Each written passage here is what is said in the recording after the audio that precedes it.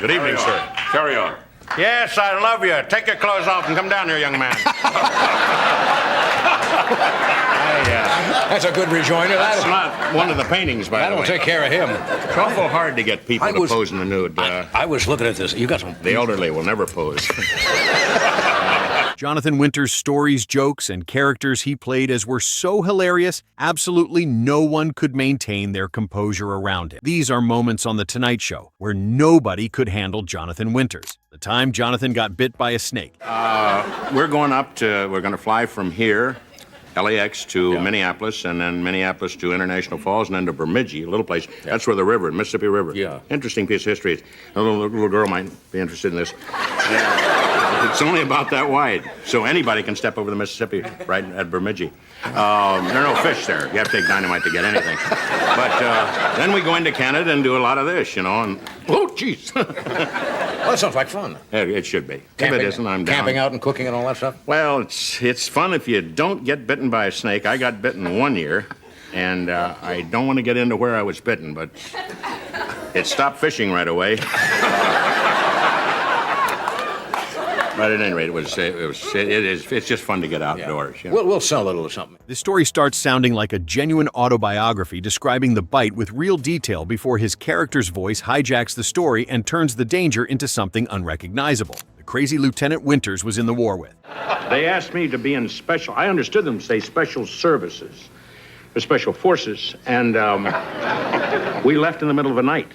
And I said to this officer, which is funny, he's probably listening or he's gone. I said, "Where are we going, Lieutenant?" I was always asking a lieutenant that, first lieutenant, especially because it was silver, it showed up at night. And I'd say, where are you going? And typical, none of your business. You don't know anything. And of course, it was the beginning of a gigantic inferiority complex, which carried me through the war.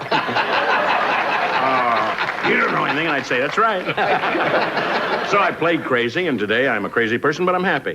Winters slips fully into the lieutenant rather than describing him from the outside, letting voice and posture carry a wartime memory that plain narration could never have fully delivered. Winters' hunting story. Well, we have birds. We have a lot of wildlife. It just flies over. Yeah. Well, that would happen. I don't have any wild geese, and I don't shoot. I don't hunt. However, if they do come down to feed, but just get them to sleep for a while, I don't shoot, and we've had coyotes come down and visit us. Yeah. You can usually tell they bite you quickly, and if you say, "Come on over, Bob. Come on, sport. Come on, Carl King." Then you know this is not a domestic animal. That's right. And you see all 56 teeth, But we've got a couple of cats, got a canary that doesn't sing. It's a bummer, too, because he was $45, and it's just... Well, why don't you take him back? I mean, you can get your money back. Did the guy guarantee you? Well, I was going to take him back, John. I reached in and enlarged him. A realistic setup builds credibility through small, specific details before the story swerves into something stranger than any actual hunting trip could have produced. His tough work and home life. Yeah. You just work pretty much now when you want it, don't you? No, I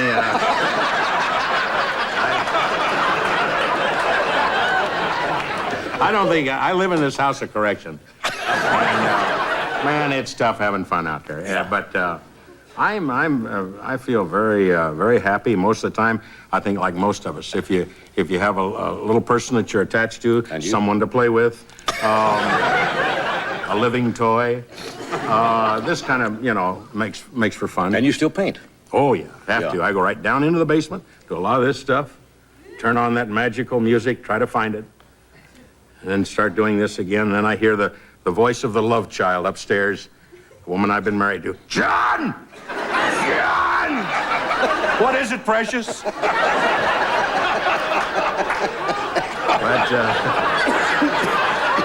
she didn't talk like that when I first married her. No, they never do. Jonathan's struggle gets treated with enough sincerity to keep the audience engaged before he undercuts it with his usual instinct toward performance, rather than straight confession. Winters reacts to Carson's seat breaking on air. My seat just went down. Hey. My seat just went down. You may be... Hey, how about this? No. God, I thought we were canceled. I thought it was all over. The seat just went... Well, you may be dating the little girl. That's what the hell happened? Fix me. Get up. Thank you. Thank you very much. Are you all right? Boy, when it's over, it's over. Boy. NBC is cruel the way they tell you. Just the seat goes down and they move somebody in. I thought the little girl was going to run in. Hey, he's my size now. I haven't seen you for a while. Do you take a vacation? What you call a vacation? Go somewhere? Well, Johnny, I've been on so many. Immediate exaggerated commentary follows the live mishap instead of politely ignoring it, turning Carson's misfortune into an instant, unscripted bit. The impersonation exercise conducted by Johnny Carson. When John comes on, we kind of give him a little exercise here, since you do so many characters. We're talking about traveling. I'm going to give you a couple of names of, say, tourists from other countries who are coming over to America on vacation, and you just give me your impressions or why they came here or wherever it flows, all right? British agent Leslie Sitzpuffin. Actually, it's Fitzpuffin. I'm sorry. It's mispronounced. It was when I was first a young agent, and obviously still being mispronounced. That's perfectly understandable and perfectly all right. I've never been in all my travels. I was in the British Army, and as a youth, I wasn't with any army. I was just mainly at home in Devon. But when I jumped out of school, I went directly to Africa, and then we engaged the Italians there, and the Germans too. And I was in the bloody war for some time. And then time took its toll, and I went to India and raised snakes. And Johnny calls out figures one after another, and Winters shifts rapidly between voices and postures on command, treating the whole thing like a genuine test of range rather than a loose bit. Winters showing the art pieces he painted on The Tonight Show. What is this called? Bird with a split personality. Seems logical. Here's a religious bird standing on a religious turtle.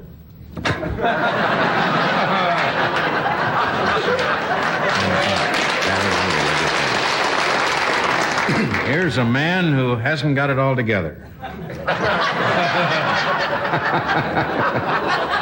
He's dressed up for something that just isn't going to come off. This is called a kitty who isn't paying attention. I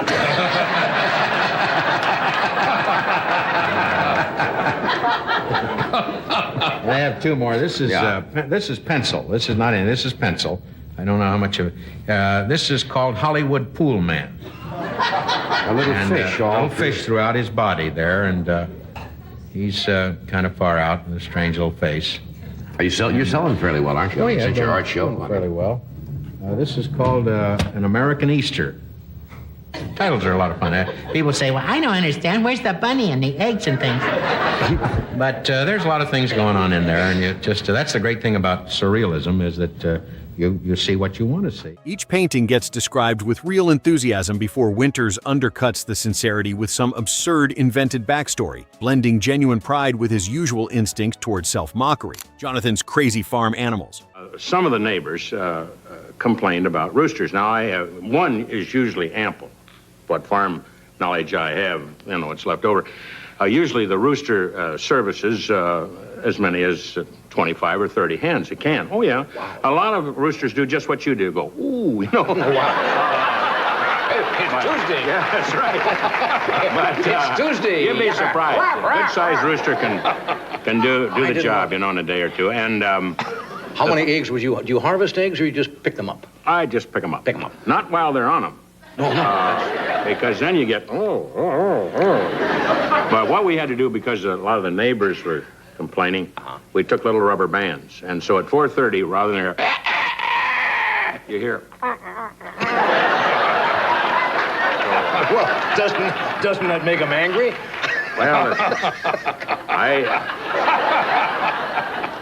I really don't talk to them, at length. I've had other problems, but when I start talking to chickens and worrying about It's time for the rubber home bands band. around their Yeah. beaks, I'm going to be... Rural material gave Winters a natural extension of his gift for finding personality in unlikely places, and farm animals offer built-in characters he could voice and physicalize without needing much setup before the bit was already fully running. Winters shifts between a few different animals during the segment, giving each one a distinct voice or behavior, rather than treating the whole barnyard as one uniform joke delivered from a single register. That kind of rapid characterization across multiple creatures showcased the same range he brought to human impressions, just applied to an entirely different category of subject that most comedians never bothered exploring with the same commitment. Carson's amusement builds as each new animal gets introduced, since watching a single performer populate an entire farm tends to get funnier with every addition, rather than losing momentum. The time Winters ran into his old minister Wally. And I went back, at any rate, a couple of years ago, and I saw a guy,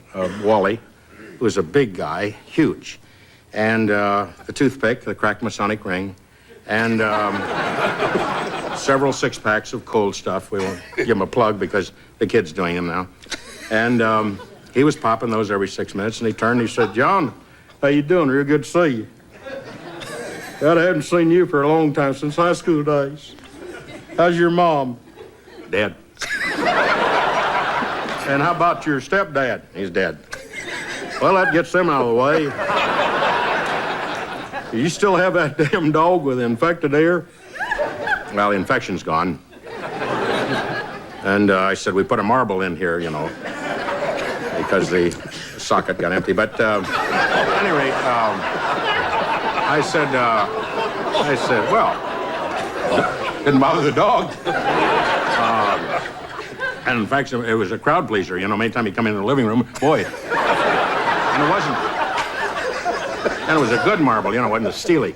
Hometown figures gave Winters some of his richest material, since so many of his characters traced directly back to real people he'd known growing up. And a minister named Wally offers exactly that kind of grounded starting point most audiences could immediately recognize as genuine. The reunion gets narrated with real affection, before Winters slides into an exaggerated version of the minister's voice and mannerisms, turning a simple memory into a fuller character performance that outgrew the original encounter within a few sentences. That connection between genuine biography and his gallery of invented voices was central to understanding where his best material actually came from across an entire career built on people he'd actually met. Carson's familiarity with Winters' background helped the story move quickly, since these hometown references were clearly well-trodden territory between the two of them by this point in their long history at that desk. Jonathan's first ever crush. Now, when you were young in school, you remember your first girl? Oh, Crush? God, First- yes. first- Oh, boy. Yeah. Oh, yeah. wow. Whoa, whoopee. Boy, my clothes fly off. Out of the car? In deference to my wife now. Yeah, of We course. have to be very Well, concerned. she This was understands before it. I This was is a long single time. only a few days. Yeah. Patty Bottle. Patty Bottle? Yeah, Bowdle. They made fun, Patty Bottle until she matured. And then nobody made fun of Patty anymore. Overnight, isn't it? Yeah. Overnight she matured and dated more guys than I bargained for. When it gets upwards of 20 guys, that somewhere along the line she's playing with you, literally sort of, "I don't care about you that much." So I never went steady because my mother said, "Do not go steady." And, of course, my chores cut me out of a lot of sports. Did you know anything about sex at that age? Oh, I thought so. I wasn't just a kid looking at cows and horses and that kind of... I was looking at people. And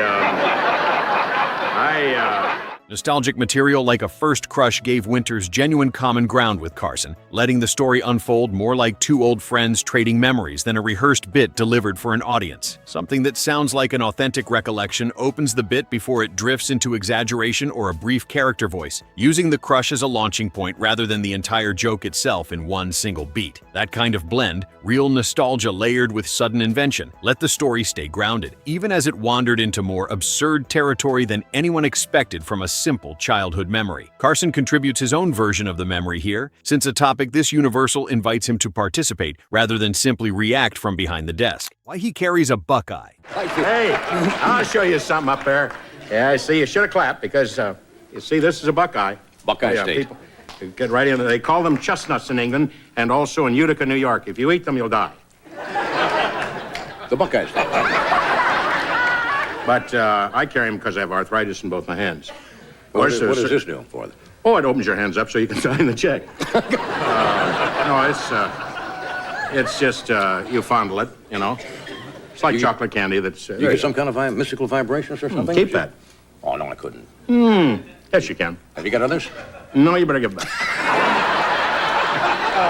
Small personal objects gave Jonathan Winters an easy opening for a story, and a Buckeye ties directly back to his Ohio roots where he was born and actually grew up in, giving the object real sentimental weight before any joke gets attached to it at all. The habit gets explained with a mix of genuine nostalgia and sudden invention, letting the Buckeye's simple origin grow into something considerably stranger the longer Winters talks about it without ever losing the thread back to where it started. That kind of escalation, a small factual detail expanding into a much bigger story, was one of his most reliable comedic habits throughout his career on that stage. Carson's amusement builds as the explanation drifts further from a simple superstition into something closer to a complete narrative nobody in the room saw coming from a single lucky nut in his pocket. Jonathan Winters could turn a snake bite, a farm animal, or a Buckeye in his pocket into a complete performance, and nobody at that desk ever figured out how to see it coming before it had already happened. So, out of all the jokes and funny moments you watched within this video, which one of these Jonathan Winters moments from this video made you lose it the hardest? Let us know your pick in the comments, and subscribe for more classic Tonight Show comedy from a man who never once gave anyone time to prepare. Hope to see you next time.